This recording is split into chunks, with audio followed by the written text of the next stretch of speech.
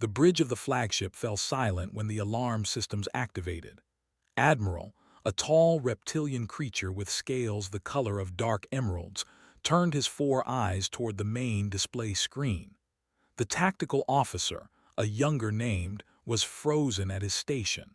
His clawed hands trembled over the controls. "Report," demanded. His voice echoed through the bridge like thunder. Swallowed hard. "Admiral, our long-range sensors have detected an unidentified warship entering the system. It emerged from fold space approximately 3,000 kilometers from our position." "One ship," the Admiral's lips curled into something resembling amusement. "We command a fleet of 47 vessels. One ship is hardly a concern." "Admiral," interrupted, his voice breaking slightly. "The ship has been identified. It is human, and our scans indicate it is heavily armed." The atmosphere on the bridge changed instantly. The word human carried weight that no other species name possessed in the known galaxy. Officers who had been relaxed moments ago now stood rigid at their stations. Even Admiral felt something cold move through his chest. Fear. A feeling he had not experienced in over 200 cycles of military service. The Empire had conquered 17 star systems. They had crushed civilizations that had existed for thousands of years. They had never lost a war, but they had also never engaged the humans. No one had. At least, no one who survived to tell the tale in detail. "Show me this ship," ordered. The main screen flickered and the image appeared. The human vessel hung in space like a predator waiting for its prey. It was smaller than the battleships, perhaps only half the size of their smallest cruiser, but its design spoke of purpose and danger. The hull was covered in dark armor plates. Weapon systems lined its surface like thorns on a deadly plant. The ship had no elegant curves or decorative features. It was built for one thing and one thing only: war. "The vessel is not responding to our communication attempts," reported. "It is simply watching us." Admiral felt the eyes of his crew upon him. They waited for his command. They trusted him to make the right decision. But for the first time in his long career, he was uncertain. The humans were a mystery wrapped in terror. They had appeared on the galactic stage only 80 cycles ago. A young species by any standard. They should have been easy to dominate, easy to conquer. Many had tried. The Dominion had attempted to enslave their colony worlds. The Dominion no longer existed. The Syndicate had launched a surprise attack on human trade ships. Within 10 cycles, the Syndicate's home world was occupied, and their leaders were on trial for war crimes. What made the humans truly terrifying was not their technology, though it was impressive. It was not their numbers, for they were actually fewer than most space-faring species. It was their nature. Humans did not fight like other species. They did not follow the established rules of galactic warfare. They did not surrender when outnumbered. They did not retreat when. They adapted. They improvised. They found weaknesses that no one knew existed and exploited them without mercy. There were stories, terrible stories. A human soldier, captured and tortured by had escaped and single-handedly destroyed an entire military installation. A human fleet, outnumbered 10 to 1, had somehow emerged victorious by using the gravity well of a nearby star as a weapon. The stories seemed impossible, yet every species that had investigated them found that they were true. "Admiral," another officer spoke up, "I am receiving a transmission from the human vessel." On screen, the display changed to show the interior of the human ship. A single figure sat in a command chair. It was a female human, with dark skin and short hair. Her eyes were calm, almost bored. She wore a simple military uniform with no medals or decorations. Behind her, the bridge of her vessel hummed with quiet efficiency.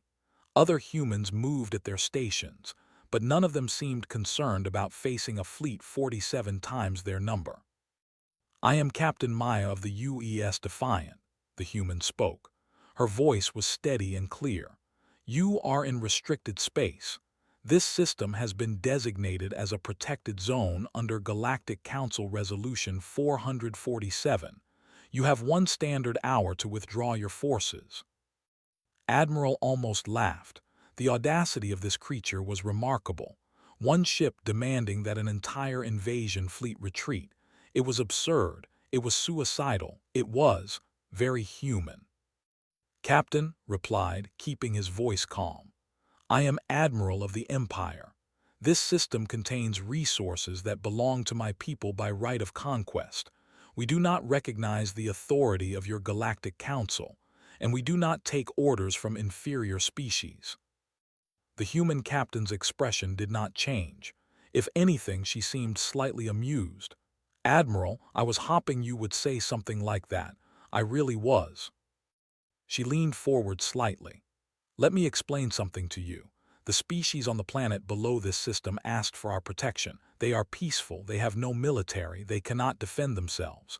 Normally, we would have sent a diplomatic team to negotiate, but we have been watching your empire for some time. We know what you do to species you conquer. We know about the work camps.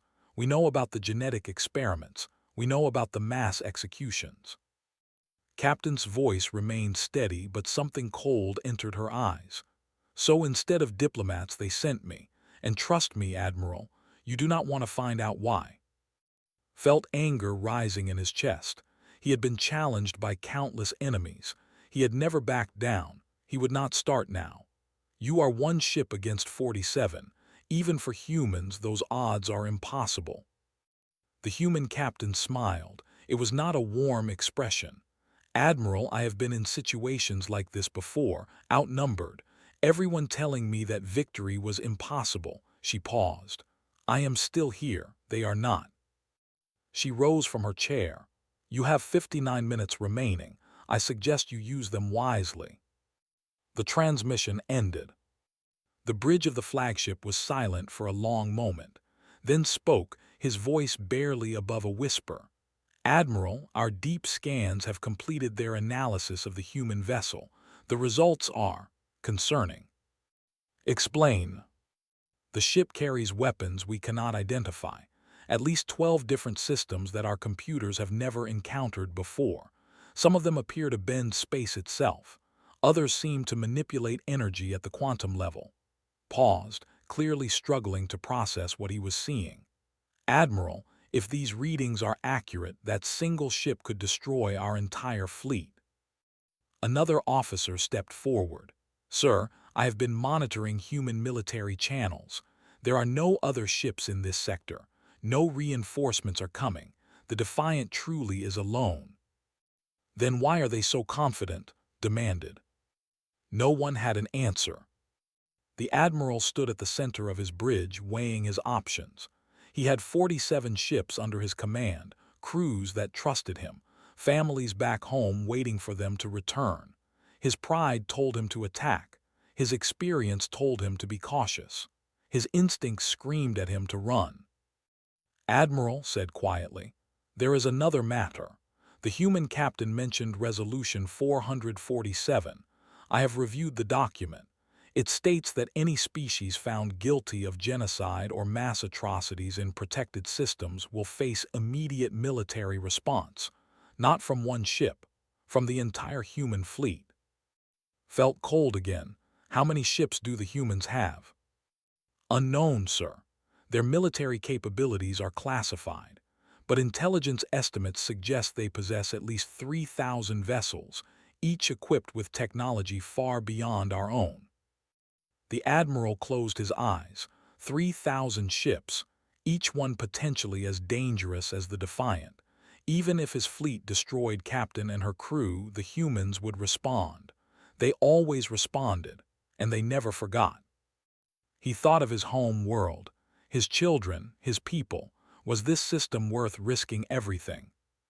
"Sir," an officer called out, "the human ship is powering up its weapon systems."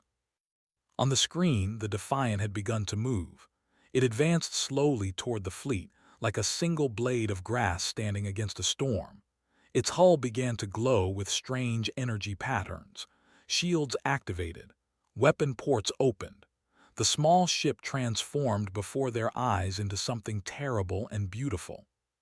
Made his decision. "All ships," he announced, his voice heavy. "Prepare for immediate withdrawal. We are leaving this system." Murmurs of shock rippled through the bridge. An officer stepped forward. "Admiral, we cannot. Our pride, our honor." "Our honor means nothing if our species is extinct," interrupted. "I will not be the commander who brought humanity's wrath upon our people. Set coordinates for home space. Now." The order was obeyed. One by one, the mighty ships of the fleet began to turn away. Engines powered up. Fold drives activated. Within minutes, the invasion force that had seemed so unstoppable was in full retreat. On the bridge of the Defiant, Captain watched them go. Her first officer, a young man named, stood beside her. "That was impressive, Captain. You convinced 47 ships to retreat without firing a single shot." Shook her head. "I did not convince them of anything. Our reputation did the work." She turned away from the screen. "Sometimes the best weapon is the one you never have to use." "Do you think they will return?" The captain considered the question. "No, they are conquerors, but they are not fools. They will find easier targets. They always do." She paused. "But we will be watching. We always are." Far below, on the planet that had been saved, millions of beings went about their lives without knowing how close they had come to destruction. They would never know about the single ship that had stood between them and extinction. They would never know about the human captain who had faced down an army with nothing but courage and a reputation built on blood. That was fine with Captain. She had not joined the military for glory. She had joined to protect those who could not protect themselves. Today, she had done exactly that. The Defiant turned away from the planet and began its journey back to human space. There would be other threats, other battles, other moments when one ship would stand alone against impossible odds. And when those moments came, humanity would be ready. They always were.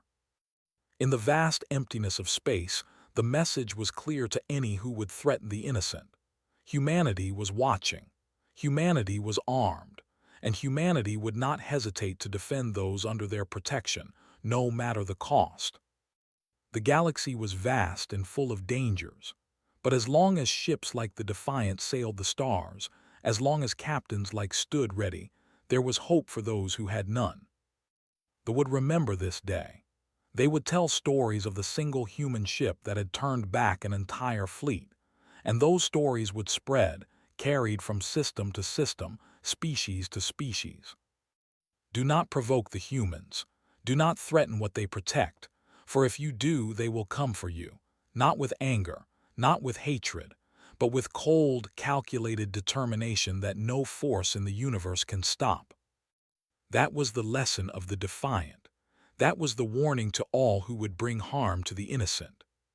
Humanity was watching, and they were heavily armed.